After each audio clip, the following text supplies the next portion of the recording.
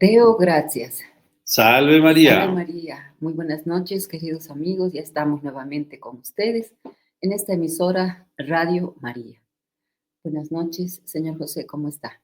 Buenas noches, señora Lisa. Bien, vamos a dar inicio a nuestro programa, siempre encomendándonos a María Santísima, nuestra buena y bondadosa Madre. En el nombre del Padre, del Hijo y del Espíritu Santo. Amén. Dios te salve María, llena eres de gracia, el Señor es contigo. Bendita tú eres entre todas las mujeres y bendito es el fruto de tu vientre, Jesús. Santa María, Madre de Dios, ruega por nosotros pecadores, ahora y en la hora de nuestra muerte. Amén.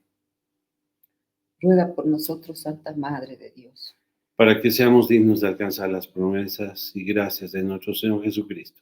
Nuestra Señora de Fátima, Ruega por nosotros. Nuestra Señora del Buen Consejo. Ruega por nosotros. En el nombre del Padre, del Hijo y del Espíritu Santo. Amén. Bien, vamos a mencionar a una santa del día. Bueno, como siempre es la tradición, digamos, de nuestro programa, tratar de realzar la figura de uno de los santos de nuestra Santa Iglesia. En este caso, hoy está dedicado entre los tantos santos. Nosotros hemos escogido a Santa Gertrudis, una santa que nació en Alemania y se la conoce por ser patrona de las místicas, así se la llama, porque es mucho anterior a muchas otras conocidas, reconocidas, y también sobre todo en las apariciones que ella tuvo en su misticismo con el Sagrado Corazón de Jesús, anterior a las revelaciones de Santa Margarita María. Esta mística, además, desde muy pequeña fue llevada al templo, a sus 5 añitos la llevaron al templo para que sea formada, y en esto yo me acordaba como nuestra Madre Santísima, la Virgen María, así de pequeñita, a sus 3 años, fue llevada al templo para ser formada en las cosas de Dios. También esta santa, así de niña, 5 años, fue llevada al templo para que sea formada con las monjitas en el convento. Y a partir de allí, pues tenía una tía que era superiora de ese convento, que también es santa, Santa Matilde. No sé, Qué lindo tener, ¿no? Parientes de esa época. Pucha, la Edad Media se destacaba por aflorar así la santidad, cómo brillaba en las mismas familias. Tenían varios parientes, los vecinos y amigos. Sí, se hacía la Claro, con transmisión una de guía la fe. así. Sí. Magnífico. Y claro, y Santa Gertrudis se la reconoce también porque era patrona de los literatos, de los escritores, también se la conoce. Es que muy ilustrada, era muy ¿no? ilustrada, Muy educada erudita, y sí. estudiosa ella. En muchas Y, áreas, en y en ciencias, temas de literatura, alto quilate, historia, digamos, sí. ¿no? Teología. No, claro, después incursiona en eso a pedido del Señor, porque ella se le ocupa, claro, como le gustaba estudiar, se ocupaba en estudiar otras ciencias, hasta que un día se le aparece el Señor y le dice, pues, hija, ¿qué haces, no? Te ocupas del polvo de este mundo. Y él le pide, ¿no? Que se ocupe de estudiar su palabra y todo esto. Y ella, obediente y conmovida, por supuesto, con esta primera aparición que tuvo de nuestro Señor, pues se dedicó a partir de entonces a leer la Santa Biblia, a estudiarla a profundidad, e inclusive se ocupó de escribir explicaciones de la Santa Biblia. Imagínense lo difícil que es. Ya empezó a hacer ella teología, porque también simultáneamente empezó a estudiar teología, ¿no? Entonces, a partir de allí, pues sus escritos se conocen como Revelaciones a Santa Gertrudis, o fue llamada también, o ella misma se puso como heraldo de la bondad de Dios, así se llama. Qué bonito. Muchos tienen la idea de que la Edad Media fue una época de oscurantismo, ¿no? Pero sin embargo fue en el que la época o la era en la que más afloró la cristiandad en sí, ¿no? Y santos de esta talla. Pero por supuesto, y debemos a esa época gloriosa los monumentos artísticos que evocan tanto la espiritualidad y la sacralidad que ha heredado el mundo contemporáneo, ¿no? Como el arte gótico, las universidades que fueron fundadas a partir de Carlomagno y los primeros monjes, ¿no? Y bueno, y Santa Gertrudis, una mujer ilustrada y con una inteligencia que da luz al cristianismo que perdura hasta hoy en día, ¿no? Ya, como a tantos otros santos también, a ella, al final de sus días, Dios le permitió conocer el final, cuándo sería su muerte. Imagínense. Es otro detalle importante. Claro, para el resto de la humanidad, para el común de los hombres, el que tengamos escondida, o sea, no sea oculta a la hora de la muerte, es un acto de misericordia de Dios.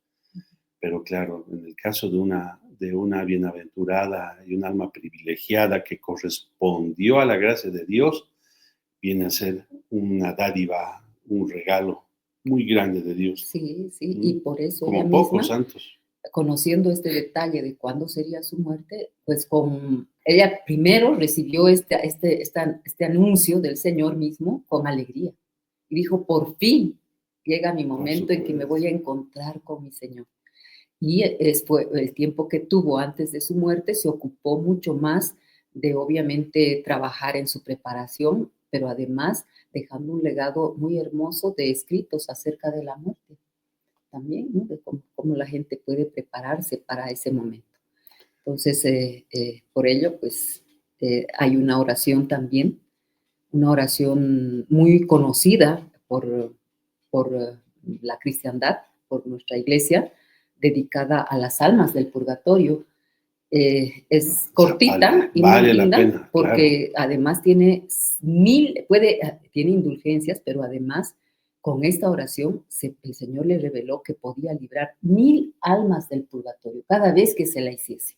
Entonces es muy cortita y yo creo que todos deberíamos aprenderla porque vamos a ayudar así a las almas, que es el tema también que venimos tomando durante este mes. Pues adelante con ese tesoro. Padre eterno, yo te ofrezco la preciosísima sangre de tu divino Hijo Jesús, en unión con las misas celebradas hoy día a través del mundo por todas las benditas ánimas del purgatorio. Así de cortita es esta oración y con la posibilidad de ganar que 1000 almas salgan así de fácil del purgatorio gracias a esto. Entonces ofrezcamos, porque estamos ofreciendo junto al sacrificio máximo de nuestro Señor en la Santa Misa. Y eso creo que realmente es lo más grande que podemos hacer.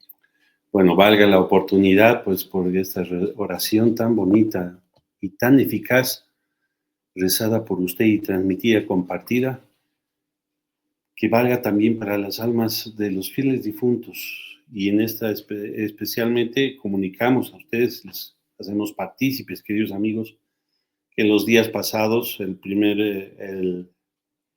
día de Todos Santos, partió de este mundo al encuentro del Señor, el fundador de los Heraldos, Monseñor Juan Esconamiglio Clá Díaz. Así es. Para nosotros es una ocasión sobre todo del regocijo, porque la forma y las circunstancias en las que él entregó su alma a Dios hacen notar que es un alma que vivió un olor de santidad, íntegra y fiel a sus convicciones, practicando un catolicismo real, verdadero, heredado de su padre espiritual, también cofundador de los Heraldos del Evangelio, profesor Plinio Correa de Oliveira. Y todo hace presuponer que Monseñor Juan Clap, si no está ya en el cielo, seguramente con la oración que usted rezó, pues seguro que él está liderando esas 1000 almas, ¿no? Pero de seguro que está en el cielo, un alma muy bendecida y que trataremos de reflejarles en un programa especial, reflejos, aspectos del alma, del brillo de alma que tenía este hombre, ¿no? De todo lo que de la obra. Tan providencial para una época tan oscura como la que estamos atravesando hoy en día, ¿no? Sí. Pero entremos en materia. Y el hecho es que con la señora Lisa sabemos que tenemos algunas deudas con nuestros radioescuchas. Y bueno, aprovechando el mes que estamos terminando, de octubre, empezando en realidad este mes, de noviembre, ¿no? Estoy desfasado un poco en el tiempo, pero que tiene que ver mucho con la meditación de los novísimos, las postrimerías del hombre. Y lo hemos visto reflejado en 2 solemnidades, ¿no? Todos santos y fieles difuntos. Y hicimos un programa anterior justamente revelando entre los medios de salvación la importancia de la lucha contra el pecado, lo que implica el pecado, las clases de pecado, el pecado mortal, el pecado venial, y cómo podemos nosotros, comunes mortales, ¿no? Podemos ayudarnos nosotros mismos y también a las almas de los fieles difuntos, de amigos, familiares, que suponemos que murieron en la paz del Señor, ayudarles a alcanzar la gloria del cielo a través de las indulgencias, ¿no? Pero, y habíamos prometido, no era nuestra intención, dar una prosecución a este tema con respecto a los medios de salvación que la Iglesia Católica en su riqueza, producto del corazón amantísimo de nuestro buen Dios, nos provee a nosotros para poder lograr alcanzar la que debería ser la primera meta, el negocio principal Salvar nuestras almas. de cada uno de nosotros, ¿verdad? Gloria a Dios, sí. ¿Sí? Y para eso debemos empezar, y bueno, obviamente resumir y condensar una materia tan bonita, tan sublime y seria como esta, no podía ser menos que referirnos o sujetarnos a la doctrina teológica de los santos padres y desarrollada por los santos y doctores de la Iglesia, ¿no? Y recopilada en una bella obra que se llama Teología de la Salvación, del padre dominico Antonio Royo Marín, un destacado teólogo español que murió, ¿no? No hace mucho, desde finales del siglo XX. Y debemos partir un poco llenando algunos aspectos que para el común denominador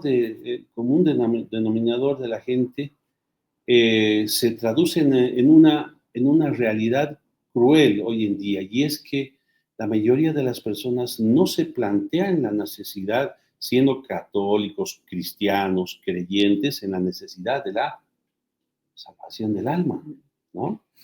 Y para esto vamos a partir de la misma referencia del pensamiento reflexivo que hace el inmortal Balmes, extraído del mismo libro del padre Royo Marín. Y escuchen con atención cómo dice: la vida es breve, la muerte cierta. De aquí a pocos años, el hombre que disfrute de la salud más robusta y lozana habrá descendido al sepulcro y sabrá por experiencia lo que hay de verdad en lo que dice la religión sobre los destinos de la otra vida. Si no creo, mi incredulidad, mis dudas, mis invectivas, mis sátiras, mi indiferencia, mi orgullo insensato, no destruyen la realidad de los hechos. Si existe otro mundo donde se reserva premios al bueno y castigos al malo, no dejará ciertamente de existir porque a mí me plazca el negarlo. Y además esta caprichosa negativa no mejorará el destino que según las leyes eternas me haya de caber. Cuando suene la última hora será preciso morir y encontrarme con la nada o con la eternidad. Y este negocio, dice Balmes, es exclusivamente mío, tan mío como si yo existiera solo en el mundo. ¿Por qué? Porque nadie morirá por mí. Nadie se pondrá en mi lugar en la otra vida, privándome del bien o librándome del mal. Y bueno, esto nos lleva a identificar una triste realidad, un hecho indiscutible que se da en nuestro mundo hoy en día. Y es que en este mundo moderno en el que vivimos puede apreciarse un hecho indiscutible, señora Lisa, y es el alejamiento cada vez más acentuado de la mayor parte de la gente, ¿no? no importando estratos, clases sociales o condiciones de ningún tipo, mientras que verificamos que la gente se aleja de todo lo que significa la creencia en Dios y prácticas religiosas, ¿no? Y esto es debido a la influencia del mundo materialista reinante a través del cine, de los medios, más media, ¿no? Cine, prensa, radio, televisión. Y es que, producto de ello, el porcentaje de los que practican los deberes más elementales de la vida cristiana, como ir a misa, cumplir el precepto de asistir a la misa dominical, la recepción anual de los sacramentos, etcétera, el porcentaje es verdaderamente lamentable, lamentable.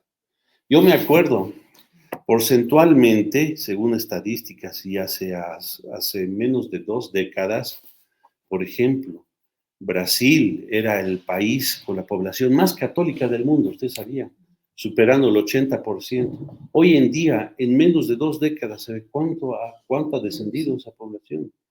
Al 63%.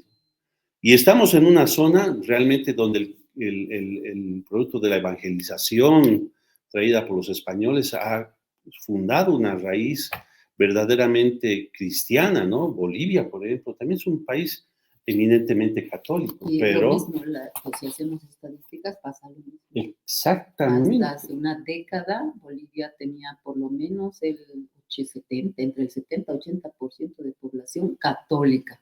Hoy en día hemos bajado tanto, igual estamos en un 63% apenas. Entonces se da cuenta, es un hecho irrefutable que también verifica justamente este alejamiento al que hacen referencia los teólogos, de la creencia de Dios y de la práctica religiosa. Pues bien, entremos en materia y tenemos para ello que enfocarnos en el término de salvación, que dentro de sus acepciones, variadas acepciones que tiene según la definición de la Real Academia de la Lengua Española, la que más apropiadamente viene para el estudio y del conocimiento que pretendemos transmitirles, queridos amigos, es salvar significa alcanzar la gloria eterna, ir al cielo, ¿no?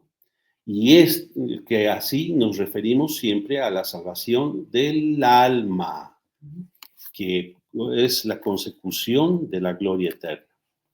¿Cuál es la realidad entonces? Salvarse equivale a librarse para siempre del terrible riesgo de la condenación eterna. El hombre que muere en gracia de Dios, o sea, el que muere bien, en paz, las cuentas que uno tiene con Dios, en paz con Dios, y consigue la gloria eterna, se puede decir que se ha salvado, o sea, se ha liberado para siempre del mayor y más terrible riesgo que le amenazaba mientras vive en este mundo. ¿Y cuál es esa amenaza? Perder el alma. Y para toda la eternidad, el alma, porque cuando ocurre la muerte es el alma que se desprende del cuerpo en gracia de Dios, queda para siempre confirmada en gracia y en adelante nada tiene que temer. Qué lindo es llegar a ese buen final del que habla San Pablo. Combatí, La buena batalla, ¿no? La buena batalla, ¿no? Completé la carrera. Por lo tanto, la dicha y la felicidad suprema que ha logrado le pertenecerá para siempre. En eso consiste la salvación. Me he hecho recuerdo a Padre Pío también, ¿no? Cuando ya llega al final, listo, ahora Señor, ¿no? Si es el momento, ya estoy listo. Algo así le dijo al final, ¿no? Ya cuando supo que llegaba su momento de partir, aquí estoy, Señor, ¿no? Cuando tú digas. Y así fue. O sea, porque él estaba consciente de que toda su vida fue esa batalla por salvar su alma. Y eso es lo que todos tendríamos que trabajar y meditar en esto es... Tener en mente siempre. Cambia la vida porque no quieres no quieres ofender a Dios, quieres hacer el menor daño posible, ni a Dios ni a las almas, ni al prójimo, ni nada, no, no, o sea, es algo que no quiero condenarme por estricto, ¿no? Señor, quiero enmendar mis faltas, mis culpas, no sé. O sea, es un deseo así de querer vivir bien para morir bien. Es tan cierto lo que usted dice y nuestro teólogo reafirma esa idea con una clara afirmación, premisa. Él dice, la mayoría de los hombres viven enteramente olvidados de Dios, porque no se han planteado nunca en serio el problema formidable de la salvación eterna. ¿Mm? Y es que lo equipara como que a un viajero que en el percurso de su camino se encuentra con un río caudaloso y necesariamente tiene que cruzar el mismo para llegar a la otra ribera, ¿no? O sea, atravesarlo, lo tiene que atravesar. ¿Y qué es lo que pasa? ¿Qué haría usted, por ejemplo? Sí, buscaría el lugar que esté menos hondo. Más, como dicen en el oriente, más Más, pandito, ¿no? sí, sí, obviamente. Y eso a mí me da terror, O los menos ríos y el mar, caudaloso. todo. Entonces sí, buscaría o esperaría o tendría que caminar a ver por dónde puedo Lo cruzar. mínimo agarra un bastón o un callado y ve la profundidad o se Sí, quita sí, los zapatos y tienes razón. mete el pie pelado y dice a ver cuán profundo es Ah, para sentir la fuerza del agua, ¿no? Pues bien, la mayoría de los hombres hoy en día actúan como un insensato que ante esa circunstancia agarra y dice, me ¿qué me lanzo. importa a mí esas cuestiones? Y se arroja al río sin mirar, sin haber tanteado por dónde sería lo más seguro poder cruzar, ¿no? Y, y lamentablemente este insensato hoy en día son legión. Legión, me hace recuerdo cuando nuestro Señor Jesucristo expulsa Demonios. demonios de una persona y nuestro Señor le pregunta, ¿cuál es tu nombre? Y le dice, Somos somos legión. legión. Dios mío, ¿cuántos habrán sido y que se metieron a una piada de cerdos y todos se precipitaron Hacia al el mar, mar. ¿no? Pues bien, hoy en día estos insensatos que se lanzan así, ¿no? Temerariamente, y no sé qué palabra usar, bueno, por desgracia son los que proceden así, en materia tan grave, en forma irreflexiva y absurda a la que refería Balmes, ¿no? La mayoría de la gente no piensa ni reflexiona en el magno problema de la salvación. Por lo tanto, el resultado ¿cuál es? Una vida del todo mundana, pecaminosa y que pone en riesgo los destinos supremos del alma, ¿no?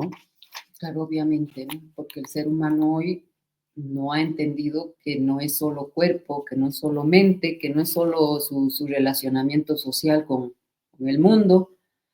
Se olvida de que tiene un componente espiritual importante. Y si hay un componente espiritual, pues también hay que trabajar allí para que el ser humano y la persona esté armoniosa, en orden, pues tiene que trabajar en esa parte espiritual que está íntimamente relacionada a la salvación de su alma. Pero el común no piensa en aquello. Entonces vive como si Dios no existiera. Vive como si la vida fuera eterna. O bueno, que no está cerca mi momento de muerte, así que puedo disfrutar, puedo hacer lo que quiera, puedo pasarla bien, y listo. A eso se resume el existir. Es increíble, pero bueno, trae a colación otra, no sé si tanto le viene al caso. Es un tema serio, yo sé, pero muchos han escuchado hablar de la película Rey León. Sí, Rey sí, León, sí, ¿no? De sí, sí, Disney, sí, ¿no? sí. Y estamos hablando, justamente, acabábamos de hablar que entre los medios que el mal se ha utilizado para influenciar nefastamente a través del materialismo a la humanidad y apartarla de la creencia en Dios y de la práctica de la religión, está el cine, la Ajá. televisión, pues bien, y el Rey León ¿Quién no se acuerda del famoso mensaje que, que transmiten Pumba y Timón a Simba, ¿no? Hakuna Matata. No te preocupes, ¿no? O sea, anda por la vida sin preocuparte, ¿no? Exacto. Sin preocuparte es cómo hay que vivir. La cantan. Claro. Es una frase, ¿no? Pues bien, la trascendencia, sin embargo, de este problema es tan profundo y aquí lo va a reflejar hermosamente, ¿no? San Alfonso María Ligorio en una obra insigne que él tiene que se llama Preparación para la muerte. ¿Qué nos dice? El negocio de la eterna salvación entre los cristianos es el más descuidado. Descuidado. ¿Cuál es ese negocio? Lo hemos dicho al principio. Ese negocio de la eterna salvación. Y la mayor parte de los cristianos viven como si la muerte, el juicio, el infierno, el paraíso y la eternidad no fueran verdades de fe. Es más, ni siquiera piensan en eso. ¿Qué pensar? ¿Para qué complicarte la vida? Como si fueran fábulas. Fábulas, exacto. ¿No? Pero contrariamente, y esto nos lo reafirma la verdad única revelada que es la Sagrada Escritura, San Pablo va a reafirmar la crudeza y la seriedad de este tema y la trascendencia cuando afirma, vosotros, hermanos míos, atended solamente el gran negocio que traéis entre manos, al de vuestra salvación eterna, que entre todos es el que más importa. Os rogamos que os cuidéis de vuestro negocio, dice en primera de Tesalonicenses 4:11. Estemos bien persuadidos que la salvación eterna es para nosotros el negocio más importante, el negocio único, el negocio irreparable. Si en él fallamos, estamos perdidos. Realmente, es como perder tu empresa, ¿no? Y que quedas fundido y en bancarrota, en quiebra, ¿y qué haces? Pero eso todavía tiene remedio, pero perder tu gran negocio, que es salvar tu alma, ¿sí? Es ya Irreparable. Si fallas, realmente. es irreparable. Sí. Porque el alma, dice San Juan Crisóstomo, es más preciosa que todo el mundo. Para llegar a comprender esto, basta no saber que el mismo Dios ha entregado a su propio Hijo. O sea, veamos el gran precio del que habéis sido comprados, dice San Pablo, ¿no? Por lo tanto, por eso, y nuestro Señor mismo Jesucristo va a reafirmar y dejar contundente esta verdad cuando Él dice, ¿qué es lo que podrá dar el hombre a cambio de su alma? Si pues el alma vale tanto, si la pierde, ¿con qué bien del mundo podrá el hombre compensar tan grande pérdida? En Aymara, ¿cómo se dice? Haniu. No hay. ¿No? Pues bien, no, pongámonos serios, señora Lisa, ¿no? Sí. Entonces, ahora bien, vamos a la realidad. Vamos a la realidad. ¿Quién hoy en día primero, hasta es la frase, ¿no? Sin salud no haces nada. ¿Quién no piensa primero en su salud? Obviamente, cuando uno tiene un pariente, un próximo, alguien que depende de ti, un hijo, evidentemente que estaba atravesando por una crisis de salud, lo primero que, cómo nos saltan las alarmas y ponemos todas las potencias que están a nuestro alcance para recursos, potencias, claro, ¿no? Para solucionar esto. Pero aunque no haya enfermedad, tú te ocupas primero de asegurar, digamos, tu vida, o te compras un seguro de salud. Desde todo el punto de vista, pero pongámonos en el hecho de la circunstancia que la enfermedad toca y llega y toca y te está golpeando. Claro. Es cierto, en la vida de tus hijos, de tus padres, ¿no? Viajas extremas recursos, si tienes acá, no hay el especialista, te vas al exterior, te prestas, te endeudas, ¿sí o no? Pues bien, la premisa teológica pero es más necesario que pienses en la salud de tu alma, que está enferma, cuando enferma del pecado. Ojo, queridos amigos, no estamos desdeñando acá o menospreciando el tema de que cuando hay este tipo de necesidades uno tiene que, no, primero mi alma y descuidar. Evidentemente, uno tiene que poner la diligencia necesaria, equilibrada, oportuna para solucionar un tema de salud, digamos, ¿no? Pero esto nos trae aparejado que más importante es preguntarse y velar por la salud del alma, continuamente que está a merced de la tentación, de los peligros de caer en pecado. Exacto. ¿Quién no piensa en su integridad, en la integridad de sus miembros? Que alguien por un accidente o por lo que sea va a perder un brazo, un ojo, una oreja o lo que sea. Pero es más necesario que pienses en que no padezca detrimento tu alma. Ella es la que da la vida y el vigor a todos tus miembros. Y además el alma es eterna. Profundicemos más. ¿Quién no piensa en la belleza de su cuerpo y se preocupa por ser más joven, mantenerse y rellevar un ritmo y un hábito de vida que le permita vivir más sanamente, evitar gimnasios, esto, el otro? Pero es más necesario que pienses en la belleza de tu alma, que es imagen de Dios. Escuchaba hace unos días a los padres heraldos también, que decía, especialmente a las mujeres, ¿quieres ser una mujer hermosa? Decía, ¿no? Pues anda a ponerte de rodillas frente al Santo. ¡Qué hermoso! Ahí en horas de adoración verás cómo la belleza de tu alma se refleja en tu rostro, la belleza de tu rostro. ¡Qué hermoso consejo! ¿Quién no piensa en su buena fama y procura conservar su buen nombre? Está bien, pero es más necesario que pienses en el juicio que de tu alma hace Dios nuestro Señor. A ver, ¿qué fama tiene tu alma ante Dios? ¿Qué piensa y cómo Él la ve? ¿Cómo la ¿Ah? ve? Y eso, bueno. Y bueno, ¿quién no piensa? A ver, vamos al colque, ¿no? No, y además nos preocupa qué piensan los demás de nosotros. Entonces, muy poco nos importa cómo me ve Dios y qué piensa Él de mí. Desde el punto de vista material, colque, ¿no? Piensa en tu hacienda. ¿Quién no piensa en tener más patrimonio y hacer por sí, por su familia? Mejor auto, hasta dentro de casa, una ambición que puede ser trabajo. legítima, ¿no?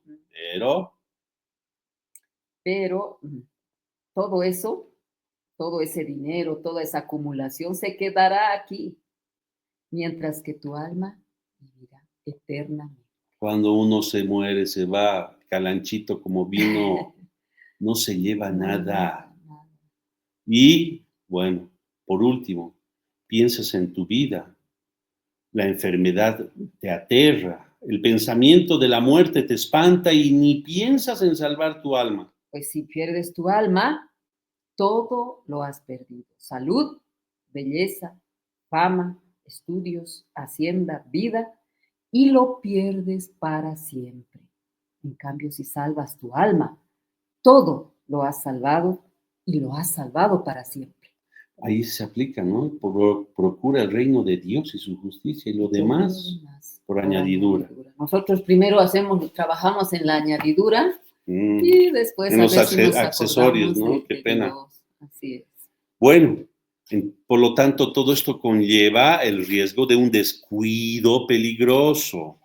Es increíble, dice el teólogo, la locura de los hombres al descuidar de manera tan peligrosa la salvación eterna de su alma, ¿no? Y por lo tanto, ¿cuáles deben ser las características si asumimos que el problema de la salvación es sobre todo un negocio personal? Por el mismo hecho, es el más personal de todos los negocios. Nadie puede sustituirnos en él. Es algo que hemos de realizar nosotros mismos con nuestra actuación personal e intransferible. Y esto inclusive, o sea, a una costa de que estuvieran en riesgo la vida de nuestros seres queridos y qué sé yo, ¿no? Nada puede sobreponerse a nuestra propia salvación. En esto, si quieren, queridos amigos, bien podría aplicar, entre comillas, un buen egoísmo. Hay que pensar primero en la propia salvación del alma de uno. Es que nadie lo va a hacer por ti. Nadie. En esta vida, o sea, es la gran oportunidad que Dios nos da, la de que trabajemos durante todo este tiempo que Dios nos concede de vida por nuestra propia salvación. Una vez que partimos de este mundo, señor José, ya nada podemos hacer para nosotros. Ni aumentar, ni una pizca, ni nada. Tenemos que esperar la caridad de quienes están aquí para que puedan sacarnos del purgatorio. Si es que nos salvamos. Si es que nos salvamos.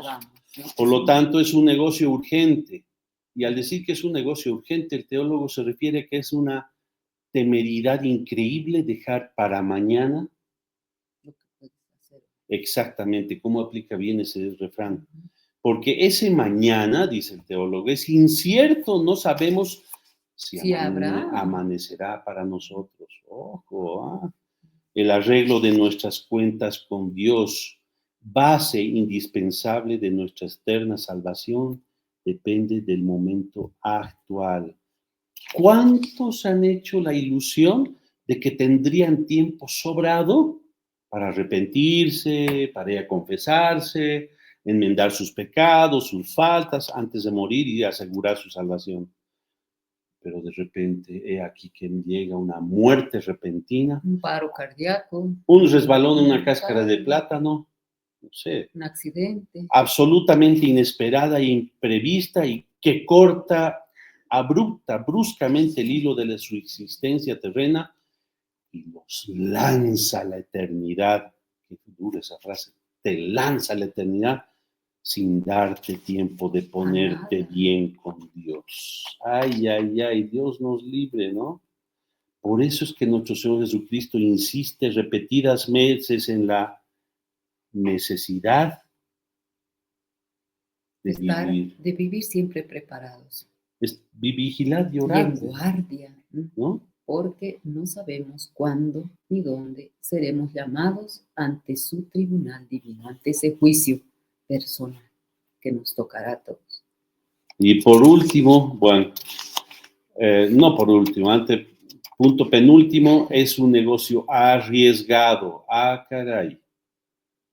Aquí se juega, nos lo jugamos todo en una sola carta, en una sola mano, o cara o cruz, ¿no?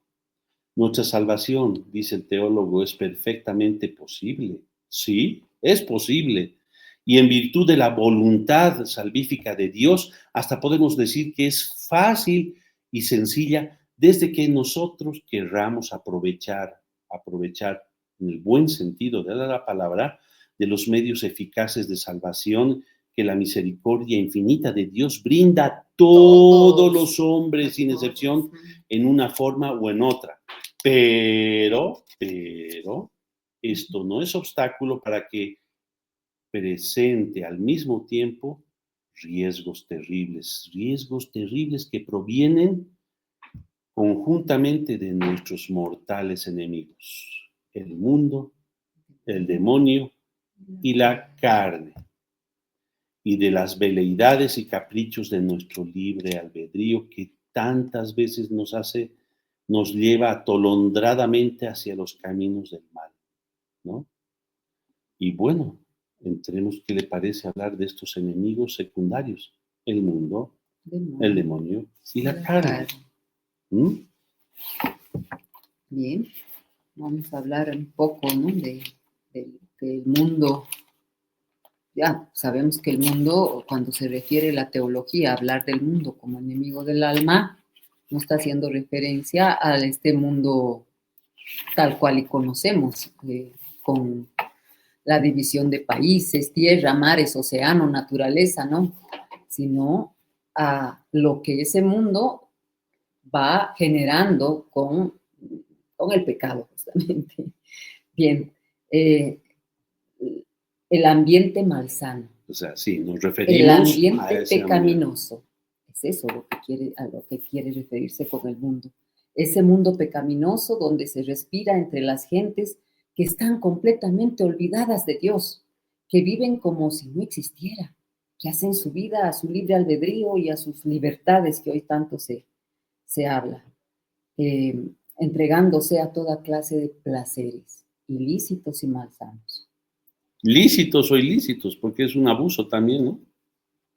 Su nefasta influencia del mundo. Es increíble la fuerza de seducción que ofrece el mundo a los desgraciados incautos, con sus falsas máximas, opuestas, por supuesto, a las del Evangelio, que frecuente es escuchar: hay que gozar, pues una sola vida tenemos, hay que vivirla bien, hay que divertirse, hay que pasarla bien, felices los ricos, los poderosos, la juventud que tiene sus derechos, con sus burlas y persecuciones contra la vida seriamente cristiana y piadosa, con sus placeres y diversiones cada vez más abundantes, variados e inmorales, y sobre todo con sus escándalos y malos ejemplos, arrastra una multitud innumerable de almas por los caminos de su eterna ruina y perdición. Si rompemos con el mundo, Cristo nos advierte que el mundo nos perseguirá porque no somos suyos. ¿De qué modo podemos combatir a Contra este este enemigo? del alma? Bueno, pues entre los principales medios para contrarrestar esta influencia nefasta del mundo tenemos los siguientes. Primero, activar el espíritu de fe, que es la que nos da una victoria o nos garantiza la victoria contra el mundo. Segundo, la huida de las ocasiones peligrosas. El mundo las ofrece en abundancia, en todas las materias. Y hemos dicho en el anterior programa que al combatir el pecado, uno de los mejores medios eficaces es huir de las ocasiones próximas, ¿no? Exactamente. Porque será imposible conservar por mucho tiempo el estado de gracia si uno no huye, si uno pretende pensar que con sus propias fuerzas se crea autosuficiente y tiene la fuerza suficiente para enfrentar una tentación. Y tercero, lo que usted mencionaba, ¿no? Hoy en día, y San Juan Bosco lo soñaba al respecto de sus jóvenes, una de esas sogas que más agarraba a manera de trampas a los jóvenes que él educaba y que jalaba hacia el infierno era el respeto humano. El respeto humano, el qué dirán. Y hoy en día hay mucha gente que tiene más miedo al qué dirán que a la misma justicia divina, ¿no? La atención al qué dirán las personas mundanas, para las personas mundanas, es una de las actitudes más indignas que un cristiano puede tener miedo al qué dirán. Si me ven rezando el rosario en la calle, si me tratan de hija de ata, ¿no? O porque comulgo todos los días en la iglesia. Debemos gloriarnos de ser hijos de Dios y herederos del cielo por la gracia divina. Por lo tanto, debemos adoptar ante el mundo una actitud valiente y retadora para que sea Él el que nos tema y no al revés, no nosotros que tenemos fe temerle al mundo. Pasemos al segundo. Segundo enemigo del alma, el demonio. Este enemigo mortal de nuestras almas. Bueno, podemos decir los demonios en plural. Vamos a hablar de su existencia. Pues hoy en este mundo secular y relativista, los incrédulos y racionalistas se ríen del mundo en quien no cree. Por su existencia es una verdad de fe. Las carcajadas y burlas de los incrédulos en nada comprometen la realidad objetiva de las cosas. Recoger los testimonios de la Escritura y de la Iglesia, allí en forma abundante se encuentran declaraciones dogmáticas acerca de la confirmación y existencia de el demonio. Por supuesto. En su naturaleza, pues sabemos por los testimonios de la Sagrada Escritura y además el magisterio de la Iglesia, que estos ángeles fueron también creados por Dios. Eso, ángeles, tienen naturaleza angélica, por lo tanto, aun cuando han sido expulsos del cielo, no han perdido sus cualidades angelicales, ¿no? Y por lo tanto, ¿cómo se traduce su poder de estos? Toda vez que mantienen esa su naturaleza. Pues que estos demonios, aunque malos, conservan íntegra su naturaleza. Pues ese poder es sencillamente formidable. Si Dios les dejara con plena libertad para hacer todo el mal que quisieran, harían imposible la vida del hombre sobre la tierra. Increíble. ¿Pero por qué? A ver, ¿por qué los demonios se agarran con nosotros? Porque odian a Dios, primero. Santo Tomás señala 2 razones principales. Por envidia. Oigan, los ángeles en naturaleza superior a la de los hombres tienen envidia del hombre. Tienen envidia del hombre. ¿Por qué? El hombre, criatura naturalmente inferior a la angélica, cuya permanencia o progreso en el estado de gracia, dice el teólogo, el progreso en el estado de gracia le coloca, el progreso en el estado de gracia coloca al hombre 1000 veces por encima de la naturaleza angélica.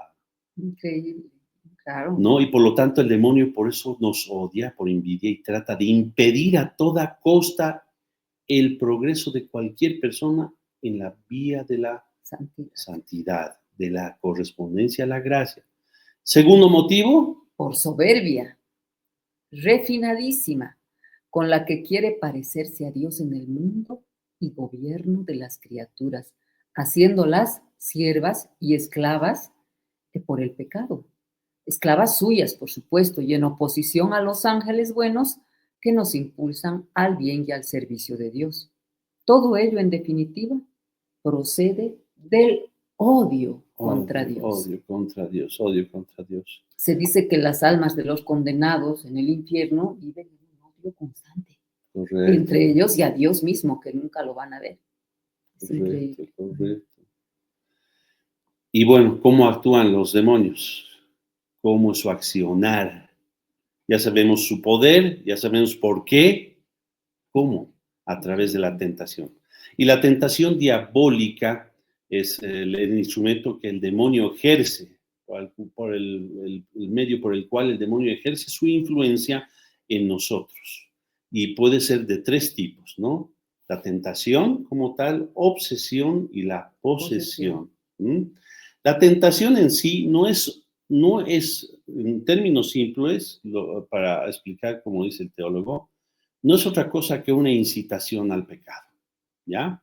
Ahora bien, autor, como dice el apóstol Santiago, cada persona, como somos así individualmente únicos en toda la creación, cada uno es tentado por sus propias concupiscencias que le atraen y le seducen. Es decir, las debilidades que yo puedo tener no las tiene otro, ¿no? La morada de mi castillo interior, al que refería Santa Teresa de Jesús, por ejemplo. El demonio sabe por qué ventana o por qué resquicio puede entrar, que no es el mismo que puede tener mi vecino o usted, ¿no? Y por lo tanto, la tentación no se va a constituir pecado desde que se trata, porque ya hemos dicho, es una mera incitación al pecado, desde que el hombre, no quiera caer, ceder y rechace la misma.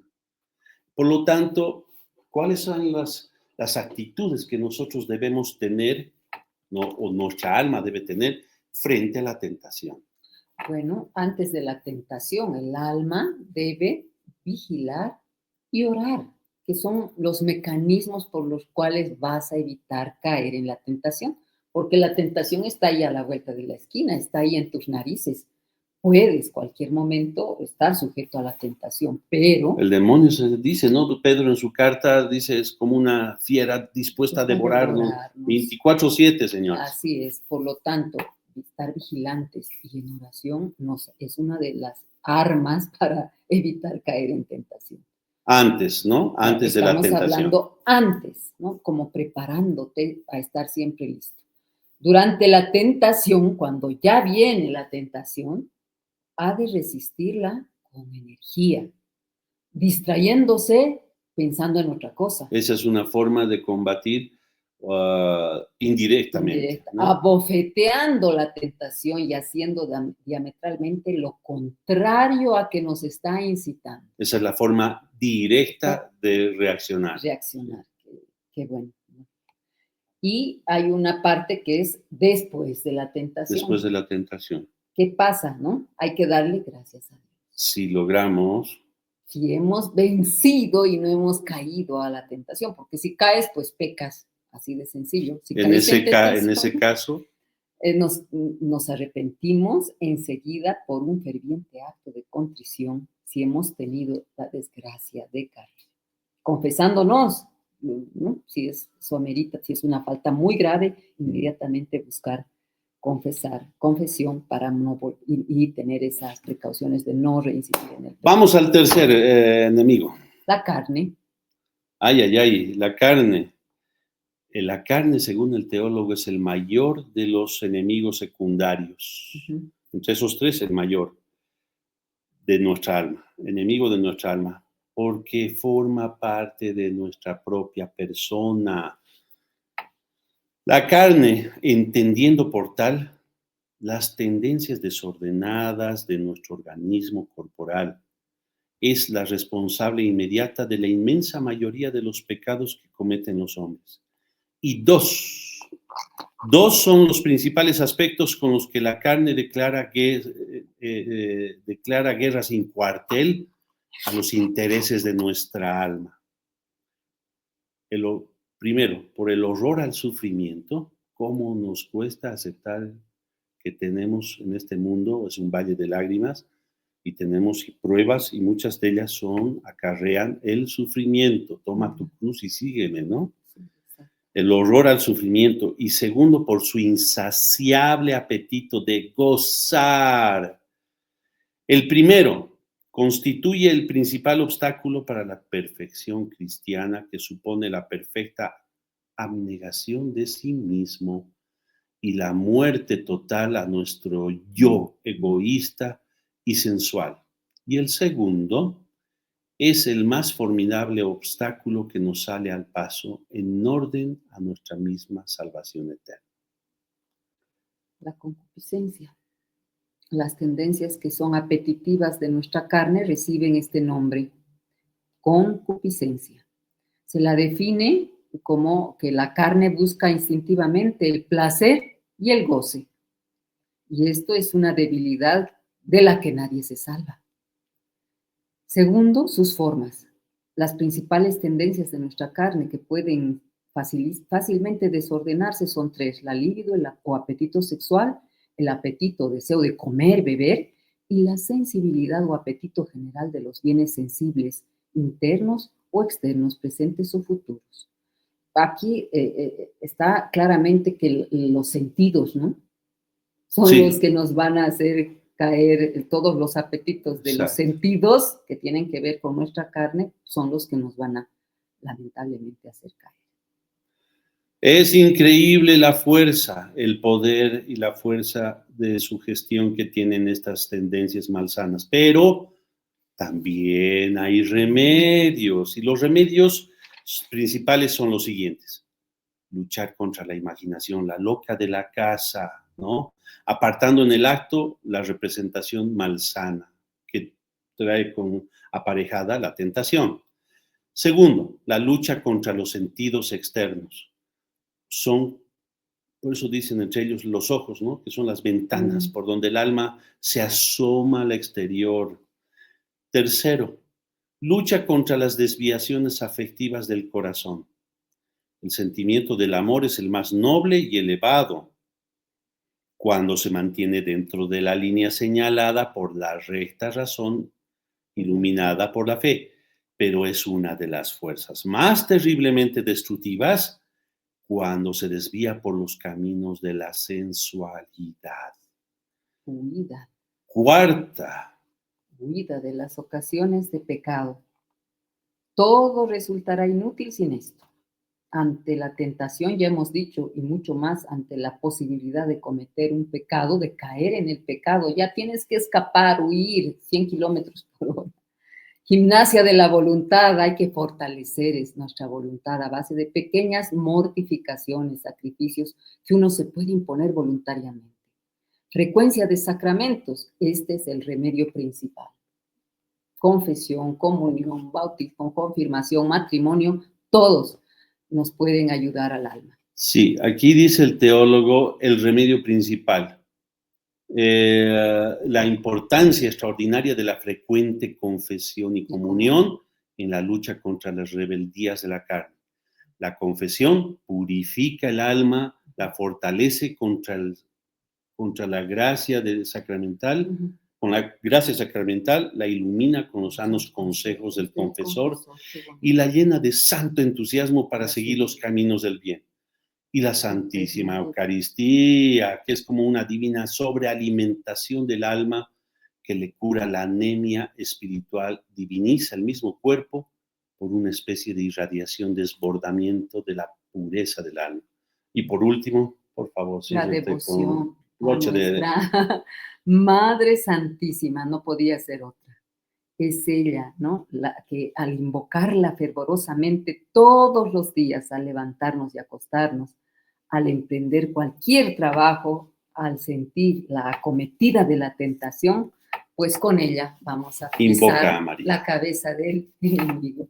Bien, hemos llegado al final, queridos amigos. Como siempre, el tiempo nos aprieta al final, pero contentos de haberles podido transmitir estas grandes verdades de nuestra fe.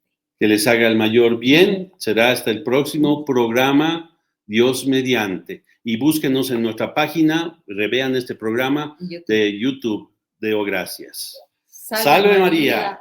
Deo gracias.